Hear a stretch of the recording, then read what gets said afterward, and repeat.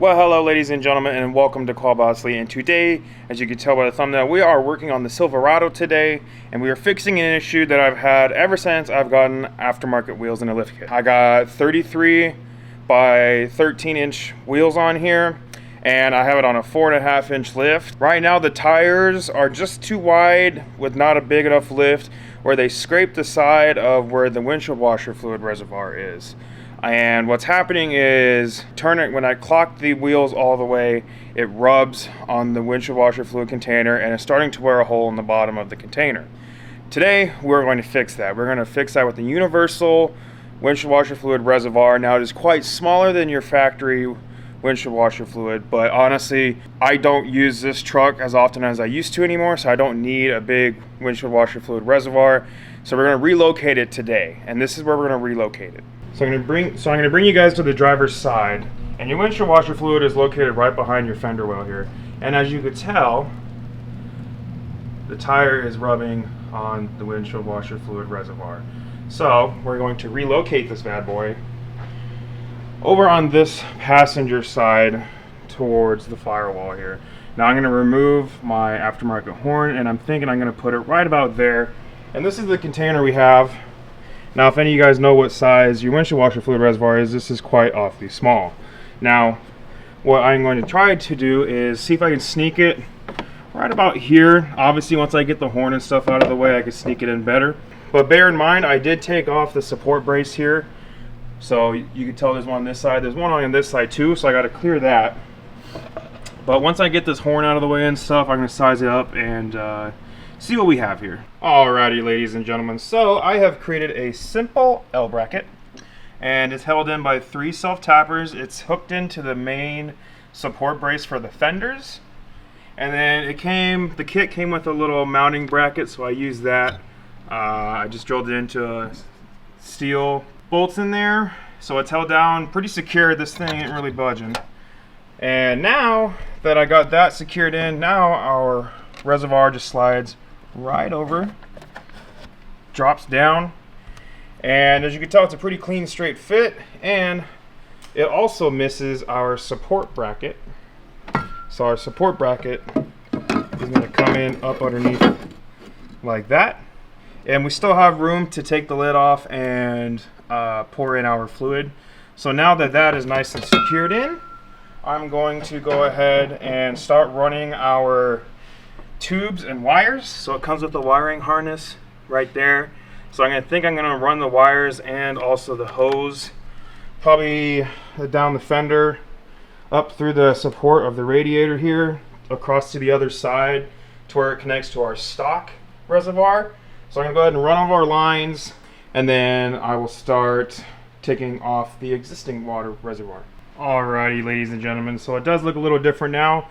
I got all my wiring and my hose hooked up. Well, somewhat ran. I did take the air box out and the top of the radiator cap because I want to make sure I ran this right. So it's all one line, goes below the coolant reservoir, goes below the air box, ties up into the headlights. I took the top headlight out. It runs across and up, and it runs across the top of the AC radiator across, comes down, then it'll come right down where our windshield washer fluid is. I got everything placed the way it needs to be, so I'm going to pull all this stuff back, and then we'll work on taking out the old one. Alrighty, ladies and gentlemen, so I've gotten the reservoir out. The reservoir sits right here, and I've redone the wiring. I've hardwired my wires for the new one all the way over there, and I've got them draped down. They're already tucked up in here, and they're all set to go. They're all wired up, and it's a clean installation, I think, between the battery. The black loom right there is my wires, and it tees off. I got my hose right here ready to connect to the existing hose that runs along here. Other than that, everything is tucked away, and this is a pretty clean install. The only other thing I got to do is as you can tell, I got 2 more wires right here. That is for my level sensor. This one does not come with one, but I'm going to take the old one out and put it in this one here.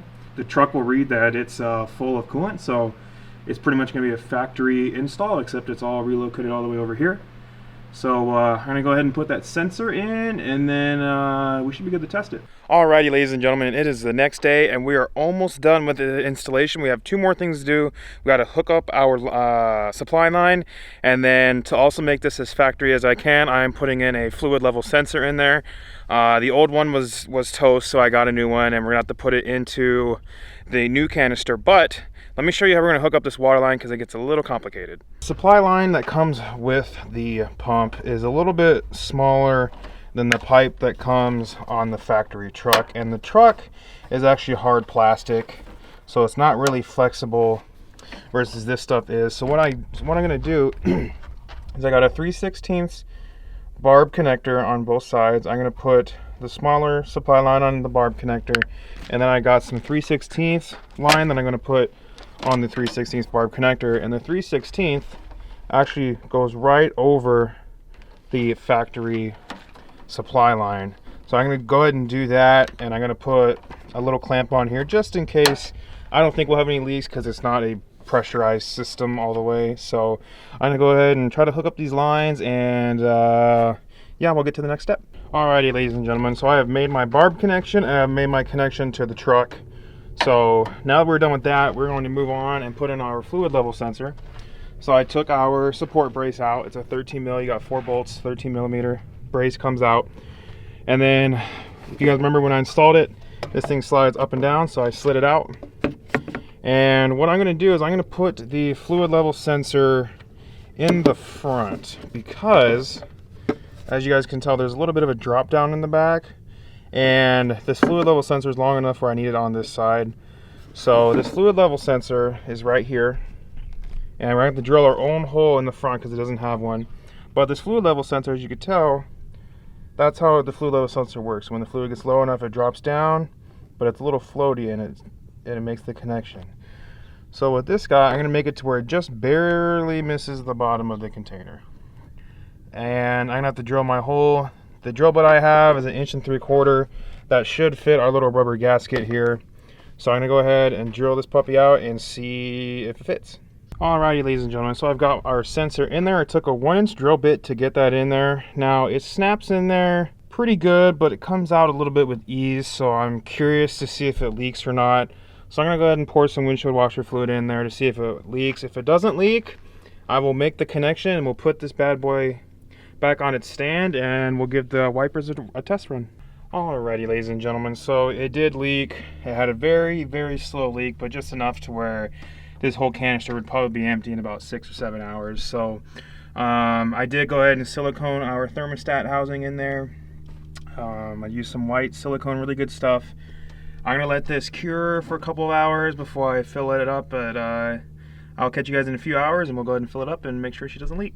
Alrighty, ladies and gentlemen, so I've got this all buttoned up together. I siliconed my sensor down there. I plugged my sensor and filled it up pretty much all the way to the tippy top. We got no leaks. As you can see, it's dry down there.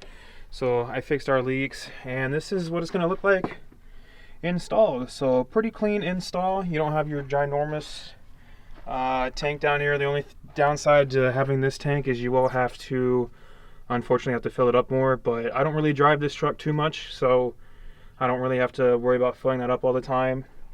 So I got all my lines ran, everything's good to go. So let's go ahead and test them out.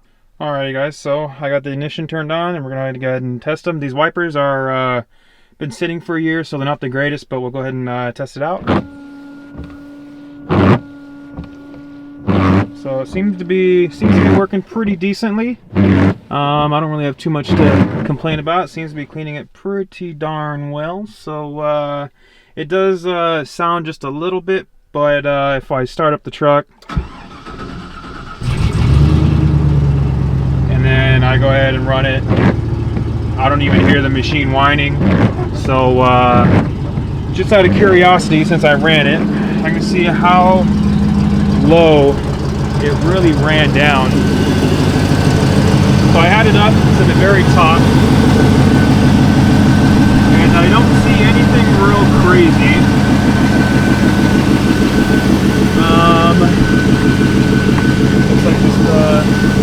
Looks like I cleaned the windshield pretty good. You can see where it came from, but nothing too bad. Alrighty, ladies and gentlemen, so that concludes today's video on the windshield washer fluid reservoir install. This can work on anything, any car, as long as you got the room for it. I'll leave the dimensions down in the description. But a lot of these are used for lifted trucks like this, as well as any vehicle, even some side-by-sides they put them in if you want to clean your windshield. But this is pretty much a universal system, guys, so it can pretty much go on anything that you guys wanted to. Guys, I hope you give this video a like, and please subscribe to Call Boss Elite, and we'll catch you on the next one.